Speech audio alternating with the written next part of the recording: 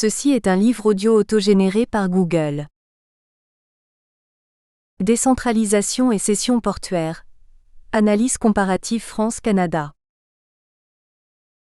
Chapitre 1. Décentralisation et cession portuaire. Analyse comparative France-Canada. Jean Debry, Elisabeth Gouvernal, Brian Slack. Dans la modification des modes de gouvernement et de gouvernance des ports secondaires, la comparaison France-Canada est porteuse d'une valeur explicative importante. Si l'objectif commun est similaire, défini par le retrait du niveau central de la gestion portuaire au profit d'acteurs plus locaux, la réalisation de cet objectif se traduit par deux processus de facture différentes.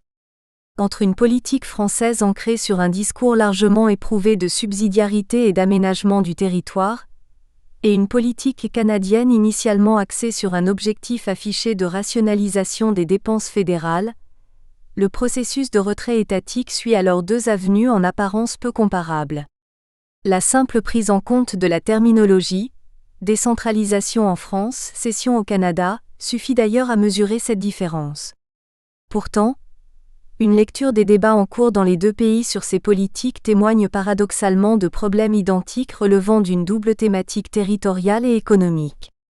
Aux conflits existants entre les espaces d'action des différents acteurs publics et privés portuaires s'ajoutent ainsi des débats et des arbitrages nombreux sur la question des investissements et des financements du bien portuaire. L'ambition de ce chapitre comparatif est alors d'aborder cette double dimension. Cette analyse implique cependant un recul critique sur la force de la comparaison. Les différents éléments comparés doivent ainsi être replacés dans leur triple contexte historique, politique et économique. Ces différences de contexte seront présentées, mais qu'il nous soit permis de signaler d'emblée deux éléments majeurs. C'est d'abord la période et le rythme politique de ces réformes récentes qu'il s'agit de distinguer. La politique canadienne initiée dans le milieu des années 90 et partiellement achevée 10 ans après, 1996 à 2006, et la politique française au tempo plus rapide et aux résultats plus récents, 2004 à 2007, ne permettent pas un recul similaire et interdisent donc toute comparaison ou conclusion figée. C'est ensuite évidemment le modèle même étatique qu'il est bon de rappeler. La structure fédérale et l'autonomie provinciale au Canada sont d'une nature bien différente d'un système national français certes décentralisé, mais sans remettre en cause le caractère d'une république une et indivisible. La notion même de bien et de domaine portuaire public s'en trouve ainsi largement modifiée.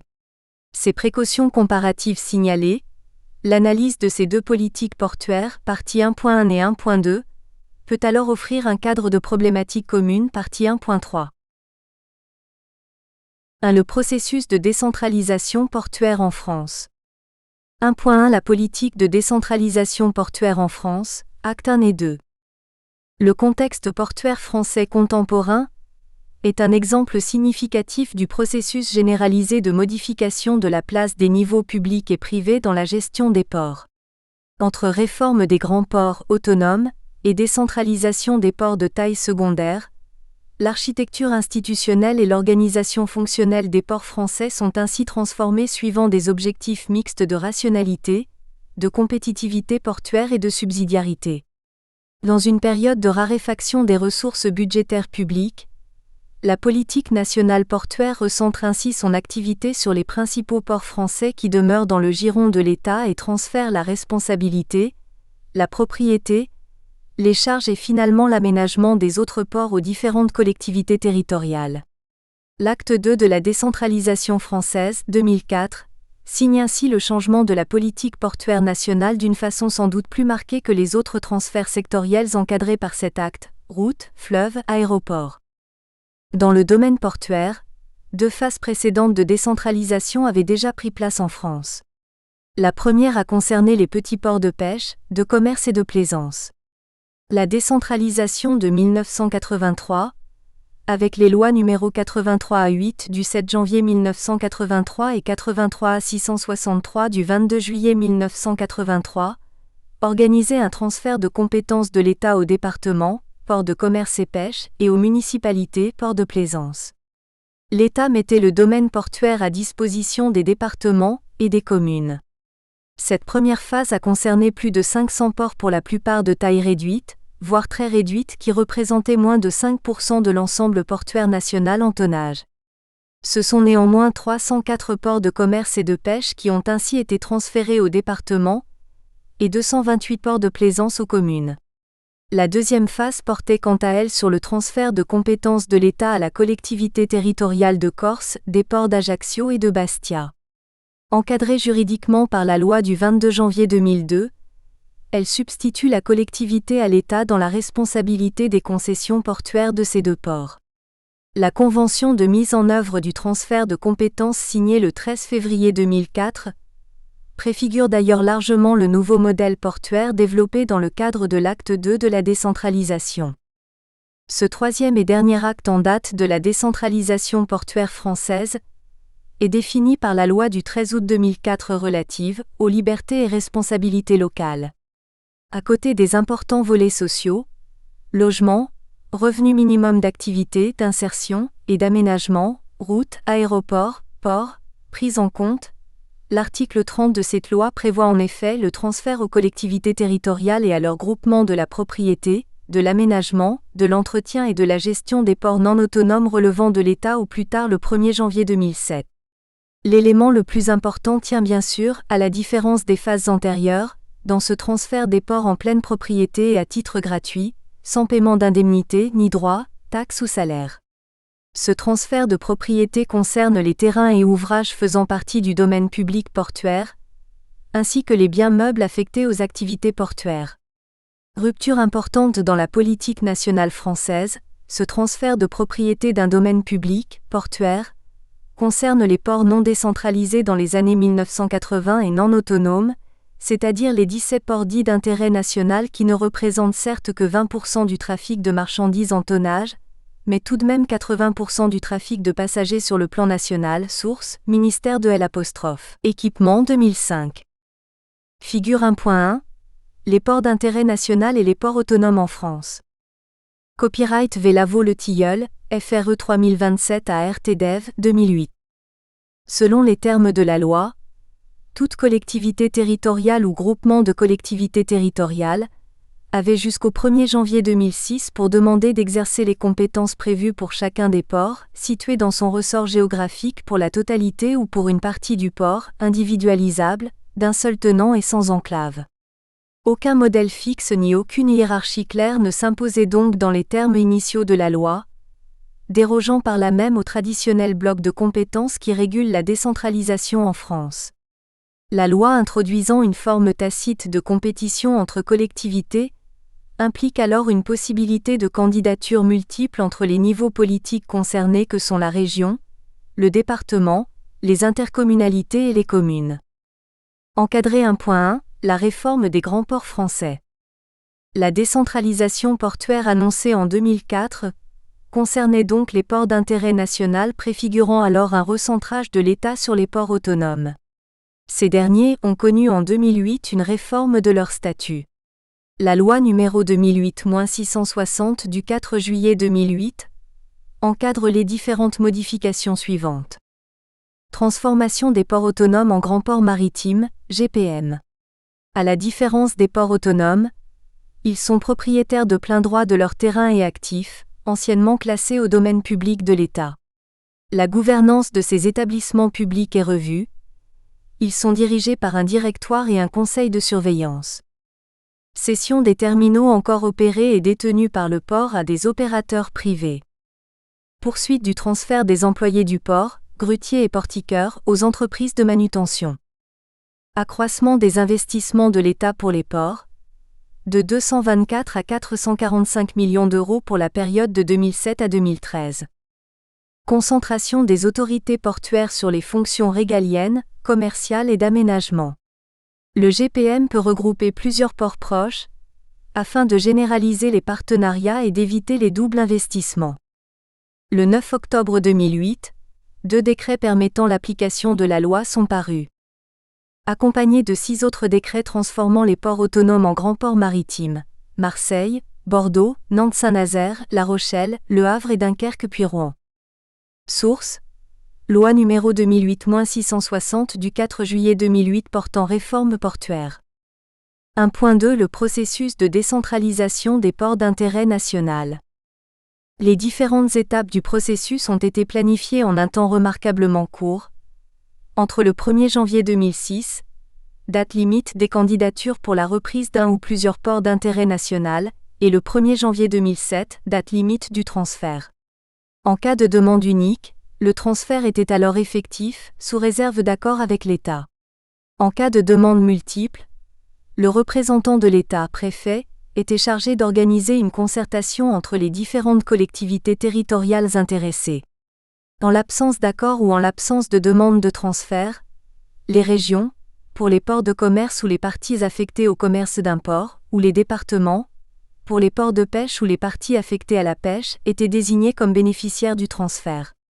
On notera que, suite aux pressions exercées par le Conseil général des Alpes-Maritimes qui se trouvait en concurrence avec le Conseil régional PACA pour récupérer le port de commerce de Nice, un amendement supplémentaire a permis de supprimer cette clause préférentielle, évacuant ainsi définitivement de la loi tout schéma de transfert normé a priori. Comme point d'appui de ces négociations, l'État s'engageait à transmettre aux différents candidats à la reprise un diagnostic des différents ports d'intérêt national. Dans les faits, ces documents de nature très technique ont porté essentiellement sur le recensement de l'infrastructure existante dans le périmètre portuaire concerné, ainsi que sur un bilan des investissements réalisés. Ils ne comprenaient en revanche aucune donnée sur la dimension commerciale de l'activité de ces ports, sur leur marché et l'état de la concurrence, ni aucune analyse dynamique et prospective de ces établissements. Les différentes collectivités ont de ce fait souvent été amenées à commanditer des études supplémentaires à des bureaux d'études, pour établir des plans portuaires et leurs projets de reprise. Les déclarations d'intention des différentes collectivités n'ont d'ailleurs que rarement porté sur des projets de développement clairement identifiés et quantifiés. La rapidité de la période de déclaration en est évidemment une des explications, mais force est de constater que les conditions de négociation ont largement été dominées par des considérations de nature très politique. Ainsi l'acte 2 de décentralisation a-t-il dans la pratique bien plus largement répondu à des questions de politics que de policies, Bras, 2007. À la lecture, les projets de reprise se caractérisent par une absence de mesure réelle de la productivité portuaire et par des objectifs commerciaux évasifs. Certes, les déclarations d'intention des régions portent plus sur la sphère de l'économie productive, que les déclarations des acteurs plus locaux où la dimension de l'économie résidentielle est très prégnante. Mais on ajoutera que si les termes de la loi prévoyaient une possibilité de transfert partiel des ports, c'est-à-dire de parties seulement du périmètre portuaire, sous réserve que ces différentes parties soient individualisables, d'un seul tenant et sans enclave, cette possibilité qui aurait permis de rationaliser la gestion des ports par fonction, commercial fret ou passager, pêche ou plaisance, n'a guère été utilisée. À l'exception de quelques rectifications mineures, les ports ont été remis aux nouvelles autorités dans les limites de leur périmètre d'origine, LAVAUDLETILLEUL. 2008. Dans ce contexte inédit d'offre de la reprise des ports d'intérêt national à toute collectivité intéressée, le résultat des négociations a été d'élargir considérablement le spectre des nouvelles autorités concédantes pour les périmètres transférés. La configuration la plus classique, du moins la plus proche des termes initiaux de la loi, est celle d'une reprise portuaire par les régions, Bretagne, Aquitaine, Languedoc-Roussillon, Nord-Pas-de-Calais. Dans cette catégorie, on peut néanmoins différencier une candidature unique aisément validée, Aquitaine, une candidature unique mais caractérisée par une négociation difficile avec l'État, Bretagne, et des situations à plusieurs candidatures arbitrées par le préfet au profit de la région, Languedoc-Roussillon, Nord-Pas-de-Calais. La deuxième configuration, plus originale, est celle d'une reprise des ports par les départements. Les ports de Nice, Alpes-Maritimes, et de Toulon, Var, héritent d'une tutelle concédante départementale suite à une période mouvementée et conflictuelle. La troisième configuration repose sur la mise en place d'un syndicat mixte suite à des phases de négociation concertées, associant une région, Basse-Normandie, et 2 départements, Manche et Calvados, pour les ports de Cherbourg et de Caen et un montage plus complexe pour le port déficitaire de Dieppe associant la région, le département, la communauté d'agglomération et la ville. Contrairement à la tradition unificatrice de l'administration française, ces trois configurations d'autorité concédante succédant à l'État ont donc pour principale conséquence d'ouvrir considérablement l'éventail des formes de gouvernance retenues pour les ports secondaires français. Figure 1.2. Les nouvelles autorités concédantes. 1.3. Les nouveaux schémas portuaires. Le processus de décentralisation avait pour objectif 3 niveaux de transfert. Le transfert en pleine propriété du domaine portuaire, le transfert de compétences précises et le transfert de moyens. En termes de biens, est transféré aux collectivités devenues autorités portuaires tout ce qui a trait à l'activité portuaire à l'intérieur des limites administratives du port. Cela concerne aussi bien les terrains du domaine portuaire, les ouvrages et les installations, que les biens meubles affectés spécifiquement au port maritime. On notera également que les emprises affectées aux services publics portuaires situés à l'extérieur des limites administratives du port font également partie du transfert. Les installations et les équipements nécessaires au fonctionnement des services chargés de la police et de la sécurité sont quant à eux mis gratuitement à disposition de l'État. Cette mise à disposition traduit le fait qu'en termes de fonction générale, le transfert de compétences est limité à des domaines circonscrits. L'État garde la police de l'environnement, de la sécurité publique, du balisage et pour les ports à dominante commerciale, la police du plan d'eau, entrée des navires et des matières dangereuses. Les collectivités territoriales sont donc compétentes pour aménager, entretenir et gérer les ports tandis que l'État conserve les services relatifs à la sûreté qui demeurent une compétence régalienne. Dans le détail, cela se traduit par une partition complexe des différentes charges de police et de sécurité entre l'État et le nouveau concédant. Les missions de sécurité correspondant aux missions régaliennes de protection du territoire ne sont à ce titre pas transférées. Police du plan d'eau, des matières dangereuses, sûreté, police de l'environnement. L'État reste alors ce qu'il est convenu d'appeler l'autorité investie du pouvoir de police portuaire, AIPPP. Les missions de police courantes de l'exploitation et du domaine, attribution des postes à quai, occupation des terre-pleins, sont quant à elles transférées au nouveau concédant qui devient l'autorité portuaire, AP. L'originalité et la difficulté viennent du fait qu'elles sont exercées par les mêmes officiers de port, ces derniers, toujours fonctionnaires d'État, assumant de fait une double casquette de police à la fois sous tutelle du préfet et de la nouvelle autorité concédante. Dans les autres ports, pêche et plaisance, la police est exercée par des agents du concédant. Les biens nécessaires à l'exercice des services de police, transférés aux collectivités territoriales, mais mis gratuitement à la disposition de l'État, sont la police portuaire, capitainerie, les services des douanes, les services vétérinaires et phytosanitaires. La signalisation maritime, phares et balises, n'est pas concernée par le transfert car dépendant de la sécurité maritime qui relève de l'intérêt général. Il en est de même pour les services des affaires maritimes, de la Marine nationale qui ne peuvent être transférés car relevant là encore de compétences régaliennes.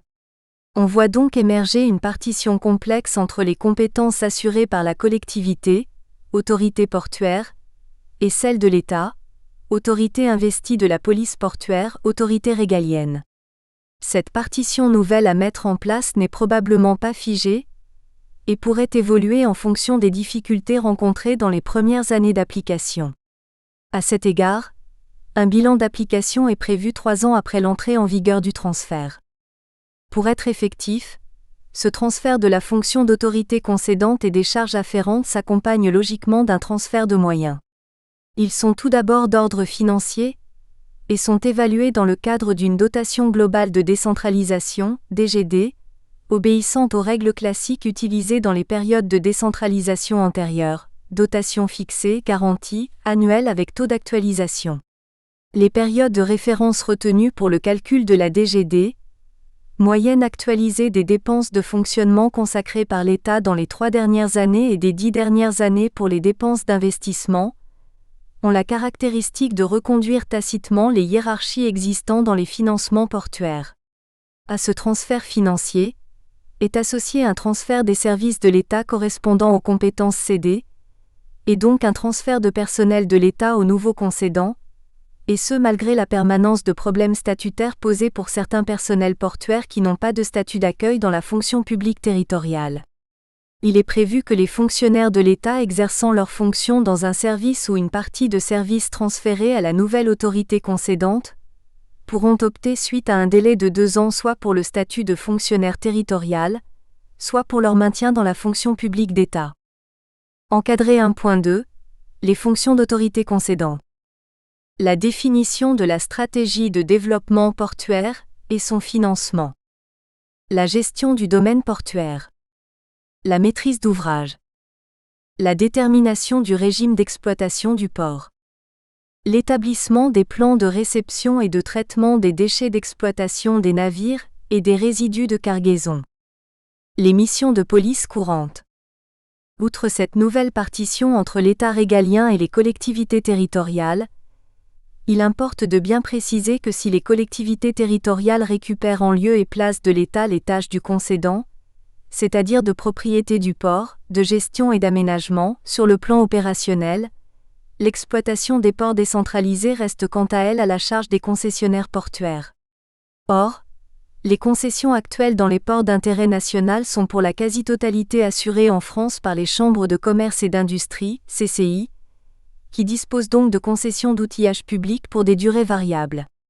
La loi permettait une prolongation des concessions qui arrivaient à terme avant la fin du transfert.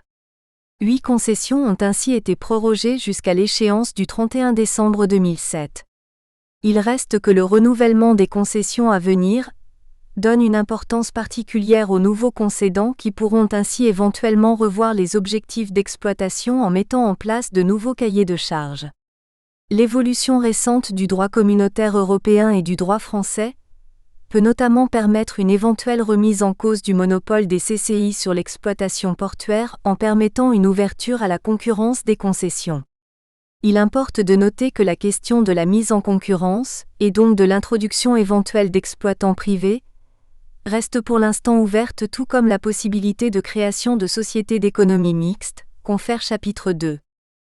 Cette nouvelle phase de décentralisation aboutit donc à une nouvelle gouvernance portuaire fondée sur une segmentation publique, qui illustre bien la complexité des nouvelles formes de la gestion portuaire. Suite à ce transfert, la gouvernance publique reposera donc sur une structure à 3 niveaux. Le concédant, nouvelle autorité portuaire et nouveau propriétaire du domaine portuaire qui assure la gestion et l'aménagement du ou des ports. Le concessionnaire qui assure la fonction d'exploitant et dispose d'une concession d'outillage public tout en étant sous contrôle du concédant, et l'État qui demeure l'autorité investie du pouvoir de police portuaire assurant les fonctions régaliennes et demeurant autorité de tutelle des CCI, et le garant du respect de la législation encadrant les différentes activités économiques. Figure 1.3, une nouvelle gouvernance portuaire, de 2 à 3 niveaux schéma général. 1.4 de quelques problèmes post-décentralisation. Une quelconque évaluation post-décentralisation de la situation de ces exports d'intérêt national est bien entendu précoce, le processus de transfert venant tout juste de s'achever.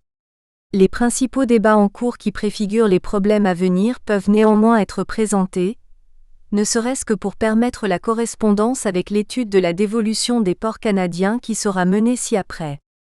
Ces débats portent pour la plupart sur la redéfinition des liens entre les échelons politiques et les acteurs de l'institutionnel et du fonctionnel, qu'il s'agisse de liens contractuels, financiers ou politiques. Les intérêts des pouvoirs municipaux, départementaux, régionaux et nationaux sont souvent divergents. Ils introduisent une nouvelle question qui constitue l'un des challenges dans la gestion portuaire à venir, celle de l'arbitrage entre les différentes options de développement possibles pour un port. Les chapitres suivants de l'ouvrage proposeront une vue problématisée de ces intérêts et arbitrages. Il s'agit simplement ici de serrer 4 niveaux de liens qui doivent être pris en compte dans le nouveau schéma portuaire. La relation entre l'État et les nouvelles autorités concédantes, la relation entre autorités concédantes et autorités publiques participant traditionnellement au financement portuaire, la relation entre la nouvelle autorité concédante et le concessionnaire et la relation entre le niveau municipal et les concédants portuaires. La relation entre l'État et les nouvelles autorités concédantes. Dans un contexte de finances publiques tendues auquel on doit ajouter dans certains cas un contexte politique délicat, notamment quand les collectivités territoriales sont de couleur politique opposée au gouvernement, La relation entre les nouvelles autorités concédantes et l'État constitue bien sûr une première problématique forte de cette phase post-décentralisation. En termes financiers, la question est tranchée et les dotations globales de décentralisation sont maintenant validées, à l'exploitation comme à l'investissement. Elles reprennent des moyennes d'investissement sur les dernières années, qui ont été largement débattues. Et ces débats doivent être relus à la lumière de chaque contexte portuaire. Confère chapitre 3. Au-delà de cette dimension financière, une question à plus long terme porte sur la situation relativement floue de la nouvelle partition entre fonctions régaliennes et fonctions de l'autorité portuaire. L'Association des régions de France, ARF, a d'ailleurs demandé sur ce point une clarification à l'État, en particulier sur les questions de police portuaire, de sécurité et sûreté. La décentralisation implique bien une modification du Code maritime et d'un certain nombre d'ordonnances qui redéfinissent le rôle des officiers de port, des autorités investies de la police portuaire et les plans de sécurité portuaire. Ces ordonnances sont nouvelles, certaines ne sont pas encore finalisées. Dans la mesure où elles impliquent de nouvelles pratiques à construire, toutes nécessiteront une période d'adaptation. Il n'est pas anodin de constater que dans la partition actuelle, les officiers de port relèvent de l'État pour certaines fonctions et de la nouvelle autorité concédante pour d'autres. Enfin, dans la nouvelle relation État-concédant, c'est surtout la question de la cohérence des politiques publiques qui est en jeu. Quelle résonance les projets portés par l'État qui ont une influence majeure sur les ports français, des objectifs nationaux de report modal, transport combiné, autoroute de la mer, à la stratégie de défense nationale, marine française, en passant par les pôles de compétitivité, pôle mer à Brest et Toulon, et les grands projets d'infrastructure, trouveront-ils dans ces ports régionaux nouvellement concédés? La relation entre autorités concédantes et autorités publiques participant au financement. Au sein des collectivités territoriales également, l'évolution des liens entre les différentes autorités publiques apparaît comme un enjeu majeur pour les années à venir. Les ports d'intérêt national étaient traditionnellement financés par des sources diverses. Leurs concessionnaires et leurs concédants d'alors, l'État bien entendu, mais aussi au fur et à mesure du désengagement de ce dernier, par les collectivités territoriales, régions, départements, et le Fonds européen de développement régional, FEDER. Si la décentralisation n'impose pas a priori une modification de cette répartition, dans les faits, de nombreux changements sont à prévoir. Tout d'abord, en raison de la raréfaction de deux sources de financement, les fonds nationaux et européens. La crise de la dette de l'État français et les critères imposés par les institutions européennes dans le cadre du pacte de stabilité, hors période de crise, impliquent un assainissement des finances publiques qui se traduit par une réduction des financements d'État. Quant aux fonds européens, la récente ouverture de l'Union européenne vers les pays de l'Est moins riches que la moyenne européenne, est en train de provoquer un basculement des aides européennes vers ces pays, diminuant une des sources traditionnelles de financement des ports d'intérêt national. Dans ce contexte, le financement des collectivités territoriales prend alors une valeur significative. Mais comment ces collectivités vont-elles coopérer alors que certaines ont été retenues comme nouvelles autorités concédantes, tandis que d'autres restent au niveau de simples participants au financement via les fonds de concours? D'ailleurs, un certain nombre de conflits qui ont émaillé la période de transfert se soldent d'ores et déjà par de réels blocages sur les financements à venir dont il reste à mesurer l'impact. Cette question intéresse la plupart des exports d'intérêt national. Le problème s'accroît lorsqu'il touche des départements de couleurs politiques différentes des régions, qui peuvent par ailleurs être eux-mêmes concédants d'outils portuaires concurrents. La relation entre la nouvelle autorité concédante et le concessionnaire. Dans cette recomposition des relations entre acteurs, le troisième niveau à retenir est celui des liens contractuels existant entre l'autorité concédante et le concessionnaire autour de la dimension opérationnelle de l'activité portuaire. La plupart des concessions portuaires seront renouvelées dans les 15 prochaines années. L'autorité concédante aura alors un important pouvoir de révision de la politique portuaire. Dépassant le cadre des simples indications techniques existant à ce jour dans les contrats de concession, elle pourra y faire figurer des objectifs économiques précis. Certes, dans le choix des futurs concessionnaires, il n'est pas sûr qu'apparaissent de réelles alternatives aux chambres de commerce et d'industrie. Le renouvellement des concessions en 2008 a d'ailleurs plutôt acté une reconduction des concessions existantes avec renforcement des contrôles et des objectifs. Cette renégociation des concessions donne de toute façon la main aux autorités concédantes au détriment des CCI, qui, retrait de l'État oblige, jouaient finalement depuis longtemps un rôle quasi exclusif dans l'exploitation, mais aussi dans la gestion des investissements portuaires. Un certain nombre de recompositions sont là encore à prévoir au même titre que l'ensemble des liens à renégocier entre les acteurs et les échelons impliqués dans ces ports, au lendemain d'un transfert à peine achevé. La relation entre le niveau municipal et les concédants portuaires. Enfin, dans une problématique plus spatiale relevant clairement de l'aménagement et du développement des territoires, le lien entre les nouvelles autorités concédantes et le niveau municipal apparaît comme une question d'importance pour l'avenir. La problématique urbaine repose d'abord sur un ensemble de questions d'habitat, et donc d'habitants. Elle est liée à des objectifs sociétaux de qualité de vie, de paysages qui ont de plus en plus de mal à s'accommoder d'un ensemble de contraintes industrialo-portuaires. Il s'agit là d'un effet de discordance d'échelle. Traditionnellement, les intérêts portuaires qui se raisonnent en termes économiques s'inscrivent dans des logiques de filières industrielles et de bassins d'emploi partiellement déconnectés des questions locales relatives à la qualité de la vie portée par les habitants. Les projets urbains se retrouvent donc souvent en parfaite opposition avec des projets industrialo-portuaires. En France, nombreuses sont les volontés municipales de développer des projets en bord de mer valorisant les fonctions résidentielles, projets immobiliers de type marina, et récréatives, plaisance, balnéaire, au détriment des orientations industrielles.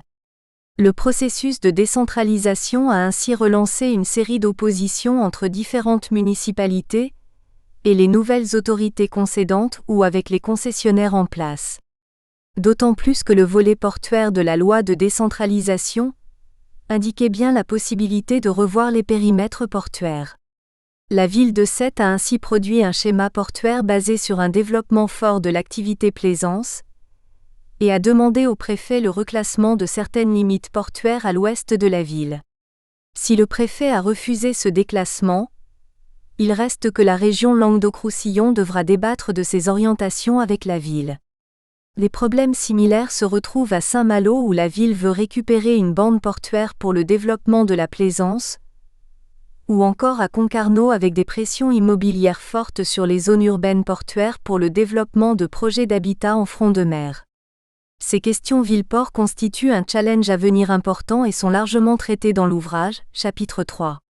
Car si le processus de décentralisation n'a pas permis aux villes de jouer un rôle significatif en tant qu'autorité concédante, et si les périmètres portuaires n'ont été que peu modifiés, il reste que le pouvoir municipal est réel. C'est là une caractéristique essentielle du système français que ce pouvoir des communes. Les plans d'occupation des sols, POS, transformés en plans locaux d'urbanisme depuis la loi Solidarité Renouvellement Urbain, loi SRU, en 2000 sont du ressort des communes qui valident ou non les permis de construire. Certes, le domaine portuaire échappe aux communes, mais les accès aux ports, l'interface entre ville et port, relèvent bien des communes qui demeurent des interlocuteurs puissants que ne pourront contourner les nouvelles autorités concédantes. Conclusion, échelle institutionnelle, décisions portuaires et projets territoriaux. À tout dire, c'est bien la question de l'arbitrage territorial, et des différences d'arbitrage, dans les décisions portuaires qui est activée par cet acte de décentralisation. Au système unique étatique et sectoriel se substituent des systèmes territoriaux différents, et donc des projets aux tonalités très diverses dans des contextes même peu comparables. Entre une région récupérant différents ports d'intérêt national permettant de réfléchir une éventuelle rationalisation ou une spécialisation des différents ports composant ce que l'on peut appeler un ensemble portuaire, et des départements récupérant un seul port en association ou non avec le niveau municipal, mais avec volonté d'une profonde modification du profil du port, il y a bien sûr un pas territorial dont les effets sont encore difficiles à mesurer. Ces derniers vont pourtant impacter la physionomie de l'appareil portuaire national, d'autant plus que les grands ports maritimes, malgré un statut national, sont évidemment une donnée importante des politiques des régions portuaires qui contribuent à leur financement mais qui sont également appelés à jouer un rôle plus important dans leur mode de gouvernance. Se pose ainsi la question de la modification brutale ou non des profils de ces ports nouvellement décentralisés. 2. Le processus de cession portuaire au Canada. 2.1 La politique nationale maritime. Le processus de transfert des ports régionaux et locaux s'inscrit dans une réforme globale de l'appareil portuaire canadien. À la différence du contexte français où les deux réformes sont séparées, ports décentralisés et ports autonomes, la loi maritime du Canada encadre l'évolution de tous les ports de taille et statut divers à l'exception des ports privés. Cette modification s'explique largement par un contexte de réorientation globale des dépenses fédérales. Au début de la décennie 1990, le gouvernement fédéral était confronté à d'importants déficits financiers. Dès 1994, le gouvernement dépose alors un budget comportant, entre autres, une réduction des dépenses dans l'industrie du transport. Cette démarche a conduit en 1995 à l'adoption de la loi C-44 sur la politique nationale maritime. Bien que cette loi ne fût approuvée qu'en 1998 en tant que loi C-9, loi maritime du Canada, la mise en œuvre de la politique nationale maritime a en fait débuté dès cette date. Cette politique repose sur un objectif déclaré de réduction des dépenses fédérales et de rationalisation du système portuaire. Elle tient sur une nouvelle partition des ports de Transport Canada en 3 catégories opérationnelles différentes. Les ports au trafic diversifié et financièrement autonomes admissibles au statut d'administration portuaire canadienne, APC. Les ports désignés comme régionaux et locaux dont la cession est prévue. Et les ports définis comme ports éloignés, remote ports, qui représentent le seul moyen d'accès à certaines localités pouvant rester sous exploitation de Transport Canada, AL'. Exception des ports où les intervenants locaux manifestent une volonté d'acquisition de ces outils portuaires. La conséquence la plus importante de cette modernisation de politique portuaire fut de fait cette annonce de cession qui visait à transférer la propriété et l'exploitation des ports régionaux locaux de Transport Canada. C'est donc dans le cadre de cette politique maritime nationale que prend place le programme de cession qui recensait ainsi 549 sites portuaires à céder, fermer, démolir ou déclasser du domaine public. La notion de site portuaire est importante permettant d'exprimer la diversité des configurations présentes dans l'inventaire originel, allant de simples quais sans infrastructure particulière à des ports commerciaux de taille moyenne. En termes de taille, et c'est une première limite à notre approche comparative, les ports d'intérêt national décentralisés en France sont d'ailleurs souvent proches, parfois supérieurs, en tonnage de ceux de certaines des administrations portuaires canadiennes, c'est-à-dire de la vingtaine des grands ports canadiens non dévolus. Encadré 1.3. Le système portuaire canadien avant et après la loi maritime. Jusque dans les années 1990, malgré une transposition parfois locale de l'autorité et de la gestion portuaire, le modèle canadien s'inscrit dans le schéma classique de ports dépendant des niveaux centraux ou fédéraux. La Société canadienne des ports, Société de la Couronne, gérait 14 ports soit en exploitation directe, 7 ports dits divisionnaires, soit via des sociétés locales mais sous contrôle fédéral, 7 sociétés locales portuaires.